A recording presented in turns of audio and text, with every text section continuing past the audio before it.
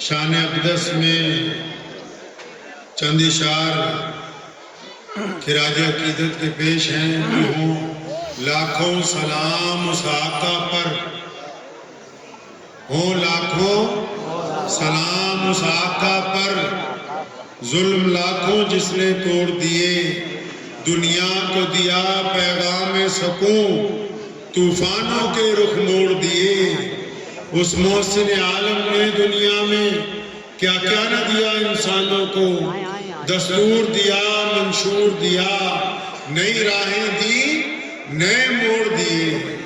اور کسی نے پنجابی میں نبی علیہ السلام کو سلام پیش کیا ہے تے کہندہ ہے کہ جتھے میرے حضور دے قدم لگے، جتھے مطلب جس جگہ میرے آقا کے قدم لگے، جتھے میرے حضور دے قدم لگے، اس تھاں ورگی کوئی تھاں نہیں ہو تے جس دیا قسمہ عرش تے رب کھاوے، اس نام ورگا کوئی نام نہیں ہو تے جیڑی میرے حضور دا منہ چومے،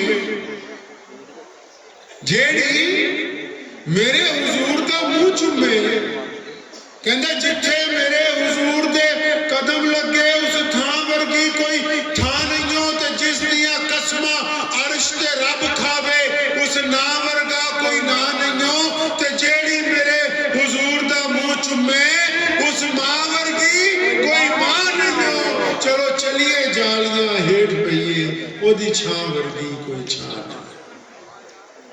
سبحان اللہ۔ ایک بندہ مکہ مکرمہ میں پریشان پھر رہا، 4-5 دن ہو گئے، نہ سونے کا ٹھکانہ ہے، نہ کھانے کا، نہ رہنے کا۔ معاملہ یہ ہوا اس کے ساتھ کہ وہ قریب کے گاؤں سے اپنے جانور بیچنے کے لیے مکہ مکرمہ کی منڈی میں آیا، اس کے جانور خرید لیے، لیکن جس نے خریدے پیسے نہیں دیے، کہنے لگا ایک دن رک جا، کل کو میں تیری رقم ادا کر دوں۔ جب کل آ گیا تو کہنے لگا ایک دن رک جا، اگلے دن ادا کر دوں۔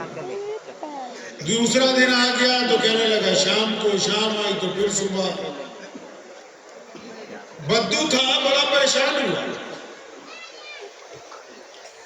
تو پریشانی میں بیت اللہ میں گیا تو مکے کے سارے بڑے بڑے چودھری بیت اللہ میں بیٹھا کرتے تھے ان دنوں، جنہیں سر فہرست عبداللہ بن جدعان، امیہ،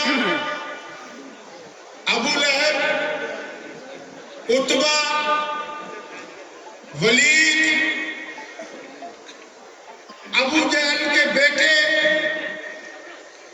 ابو لہب کا پورا خاندان، اب یہ سارے روزانہ مکے میں حرم شریف میں ایک برآمدے میں جماوڑا کر کے بیٹھتے تھے، چودھری تھے نا سارے کے سارے۔ تو پریشان آدمی نے کسی سے پوچھا کہ بھائی یہاں کوئی سرکار بھی ہے، کوئی بندہ ہے، کوئی بڑا ہے جس کے پاس میں شکایت کروں؟ میرے تو اونٹ لے لیے ایک بندے نے، پیسے نہیں دیتا۔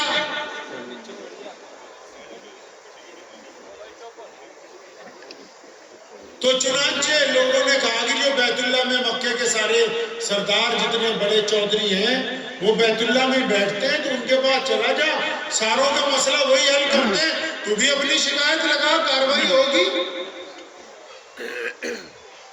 تو چنانچہ وہ ان لوگوں کے پاس گیا اور اس نے جا کے اپنی فریاد جب ان کے آگے رکھی تو امیہ نے اس سے پوچھا کہ پیسے تو تیرے دلوا دیں گے، لیکن ذرا یہ نام تو بتا، تو نے اونٹ بیچے کس کو ہیں، پیسے لینے کس سے تو نے؟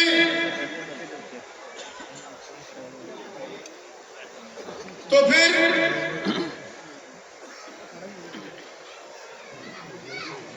جب اس بندے نے نام بتایا اس بندے کا جس سے پیسے لینے تھے تو ساری ہنسنے لگے، امیہ بھی ہنسنے لگا، ابو لہب بھی ہنسنے لگا، کس کا نام بتایا اس نے؟ کہنے لگا کہ جس کو میں نے اونٹ بیچے ہیں اس کا نام تو ابو جہل ہے۔ اب یہ سارے ہنسنے لگے، سارے کے سارے۔ اب وہ بدو بڑا پریشان ہوا کہ میں تو ان کے پاس شکایت لے کے آیا ہوں، یہ تو میری پریشانی سن کے مسکرا رہے ہیں، ایک دوسرے کی طرف دیکھ دیکھ کے ہنس رہے ہیں۔ تو آخر جو امیہ تھا وہاں پر بیٹھا ہوا، امیہ کو آپ لوگ نہیں جانتے لیکن اس کی پہچان میں آپ کو ایسے کروا دیتا ہوں۔ امیہ وہ بدبخت تھا جس نے سیدنا بلال کا سودا کر کے ان کو خرید لیا تھا۔ سیدنا بلال اس کے غلام تھے ان دنوں۔ تو امیہ نے ہنستے ہوئے کہا اچھا ابو جہل نے پیسے مارے، وہ تو ہم دلوا دیں گے۔ تو ایک دوسرے کی طرف دیکھ کے ہنسنے بھی لگے۔ تو امیہ نے اس بندے کو کہا کہ وہ بیت اللہ کے ساتھ دیکھ رہے ہو کہ ایک شخص ٹیک لگا کے بیٹھے، ہمارے پیارے نبی حضرت محمد رسول اللہ صلی اللہ علیہ وسلم اکثر بیت اللہ شریف سے ٹیک لگا کے بیٹھ جاتے تھے اور اپنے رب کی حمد و ثنا کرتے رہتے تھے۔ تو امیہ نے اس بدو کو، اس مظلوم آدمی کو جس کے پیسے پھنسے ہوئے تھے، اس کو نبی علیہ السلام کی طرف اشارہ کر کے کہا کہ ان کو دیکھتے ہو؟ ان کا ہاں میں دیکھتا ہوں، کہ بس ان کے پاس چلا جا، تیرے پیسے دلوا دیں۔ امیہ نے جب یہ بات کہی تو زیر لب مسکرا رہا تھا۔ وہ بندہ سوچتا ہے کہ یہ مجھے نجات کا رستہ بھی بتاتا ہے، میرا مذاق بھی اڑاتا ہے، تو معاملہ اس کی سمجھ میں نہیں آیا۔ لیکن امیہ نے وہ راستہ اس لیے بتایا تھا، وہ چاہتا تھا کہ یہ نبی علیہ السلام کے دربار میں جائے گا، پیارے پیغمبر کو جا کے اپنی فریاد لگائے گا، اور ایسا تو ہو نہیں سکتا کہ نبی علیہ السلام کسی فریادی کو خالی